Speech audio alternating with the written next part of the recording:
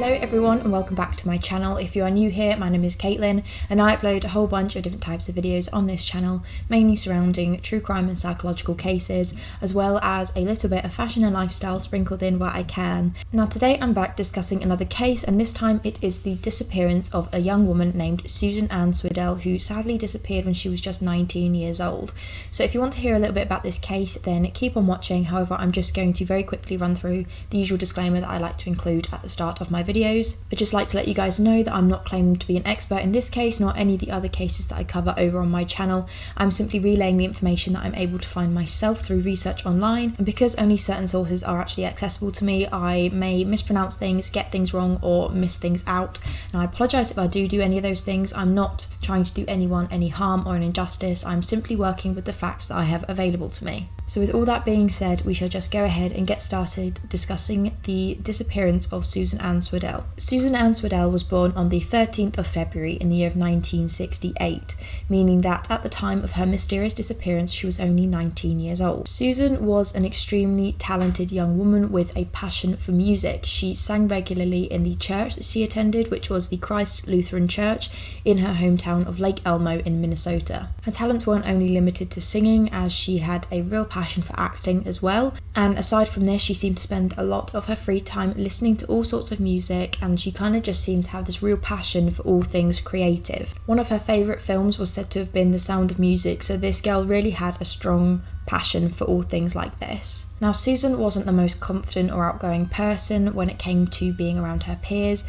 Not to say that she was disliked, she wasn't teased or anything, but she just wasn't the most outgoing, so she didn't have the biggest group of friends and most of the time kept to herself. And then just shortly before her disappearance, she actually graduated high school and decided that she was going to enroll in the University of Wisconsin. Here she would study psychology and foreign studies, as she also had a keen interest in Spanish. However, she only moved away to the university for one semester, following which she decided to move back home because she didn't like living alone. She wanted to stay living with her family. Susan was around 5 foot 4 inches tall, with sandy brown hair and hazel coloured eyes, according to the Charlie Project page dedicated to her disappearance. Susan's case takes place in the year of 1988 when she was just 19 years old. She'd recently secured herself a job at the local Kmart store in a place called Oak Park Heights in Minnesota. On the evening of January the 19th of that year, she was scheduled to finish her shift at the store at around 9 p.m. Earlier on in her shift, at around 4 p.m, Susan's younger sister rang the store asking for Susan, as she had just heard about the horrendous weather conditions that were forecast for that evening. The local residents had been preparing themselves for an incoming snowstorm for a few days now. Susan had told her sister not to worry about her, as she was planning on heading straight home after her shift to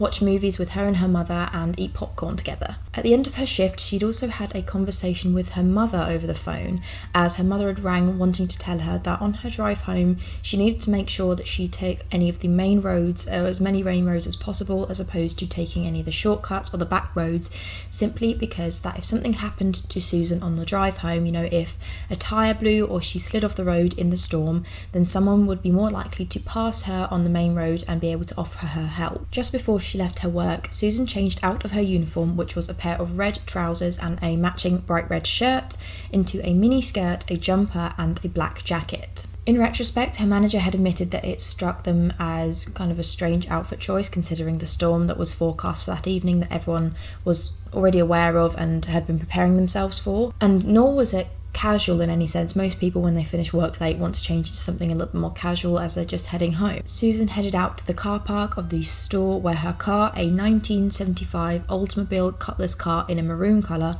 was parked, and she began her drive home. But at some point in her drive home, her car overheated, and so Susan decided to pull up into a petrol station that was relatively familiar to her, as it was only a few miles away from her home that she was sharing with her mum and her sister. According to the cashier working at the petrol station that night, Susan had come in and explained to him that she was having car problems and asked if she could park her car in the petrol station and leave it there overnight while she walked home, and then someone came to help her get her car sorted the next morning. To which the cashier replied, telling her that she could leave her car there overnight, however she would have to park it on the furthest edge of the car park at the petrol station, just so that when the snowplows came the following morning in the early hours, her car wouldn't be in the way and they could still do their job. job. The cashier then witnessed her do exactly as she'd been instructed, following which she then began to speak to a man who was putting petrol in his car at one of the gas pumps. The cashier also said that he'd recognised the man as driving in directly behind Susan had, so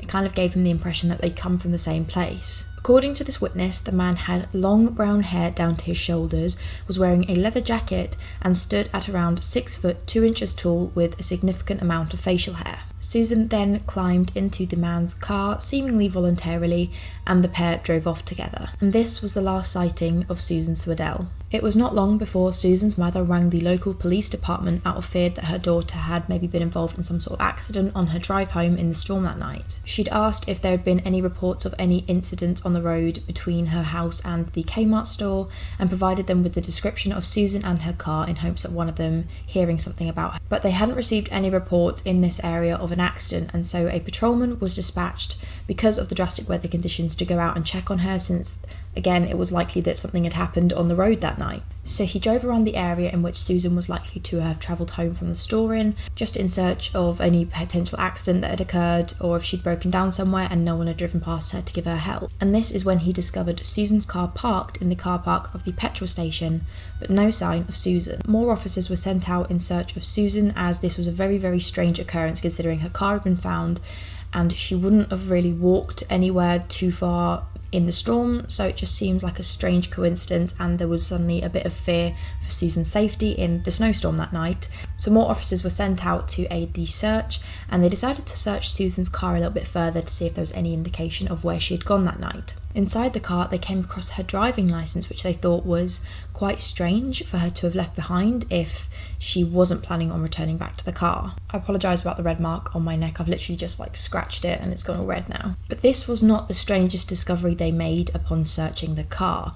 They found that a part of the car's radiator had been loosened, as well as the car having no water inside because of what had been loosened, so any sort of liquid inside the car had been drained out, which was a very unusual occurrence and would most likely lead to a car overheating, so that would explain what happened to her car that night. But there is not a lot of explanation as to how this part of the car would have been loosened unless it had been so manually. It has been a popular belief since Susan disappeared that someone had intentionally tampered with her car, with them knowing that it would be the case of her having to pull over after her shift, on her drive home, and they could be there and offer her help and kind of drive off with her. So this then suggests a possible scenario in which someone had been watching Susan for quite some time and was aware of her work schedule and her shifts, and had planned on abducting her, but this is just one possible explanation, and I'll go into a couple more later on in the video. A few days after Susan's disappearance, Susan's sister found something quite eerie. She'd arrived home one day like normal, and at first she couldn't find the spare key that was usually outside the back door.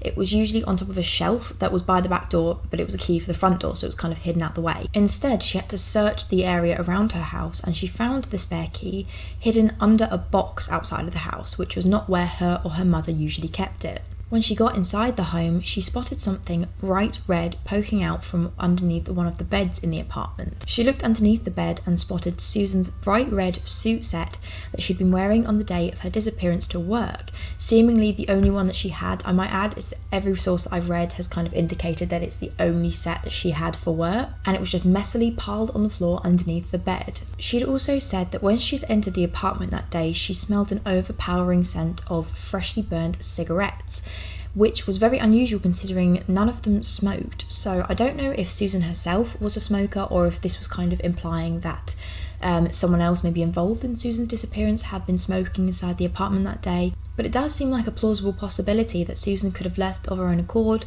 and headed back to her house that day to pick up some of her belongings. Her sister also said that she'd spotted a pile of dishes that had been left in the sink, dirty dishes that needed cleaning that hadn't been there in the morning when she'd left. So perhaps since her disappearance, Susan had gone back to her home and left before anyone returned to know that she was there. So Susan's sister initially checked with her mother to see if any of these could be put down to a simple explanation that she had maybe been home at some point in that day, moved the spare key, found one of Susan's suits from her washing and put it under the bed, and put some dirty dishes in the sink. They could be very normal explanations since Susan's sister was not the only person living in the flat. But her mother couldn't provide any explanations for any of these strange occurrences, and so she decided to ring the police and inform them of these strange goings-on inside her home. However, the police allegedly neglected to turn up to the home to inspect it for themselves or even search for fingerprints, see if there was anyone that wasn't a member of the family that had been inside the house at any point.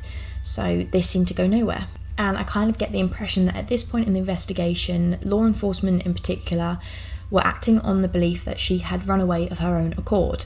But this belief that Susan left on her own soon began to wither when the police were informed of regular phone calls that Susan had been receiving in a number of her work shifts in the weeks leading up to her disappearance. This man would ring up and introduce himself as Dale and ask for Susan, but Susan had never told her family members who this man was or why he was ringing her or what sort of relationship they had. And Susan herself had also around the same time managed to rack herself up quite an impressive phone bill, since she had been talking to a number of men on what sources keep referring to as chat lines, so I don't really know what that specifically is referring to.